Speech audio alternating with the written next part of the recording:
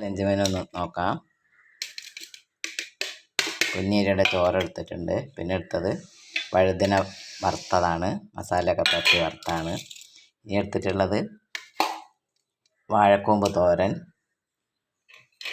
പിന്നെ എടുത്തിട്ടുള്ളത്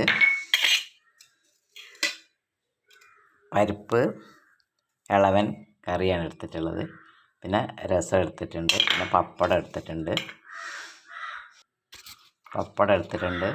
പിന്നെ ഉള്ളത് കുഞ്ഞ് കല്ലുമ്മക്ക പൊരിച്ചതാണ്, വളരെ ചെറുതാണ്. ഇതാണ് എടുത്തിട്ടുള്ളത്. ചോറ്, പപ്പടം, വഴുതന വറുത്തത്, ഉണ്ണിക്കാമ്പ്, വാഴക്കൂമ്പ് തോരൻ, കടുക്ക പൊരിച്ചത്, കല്ലുമ്മക്ക.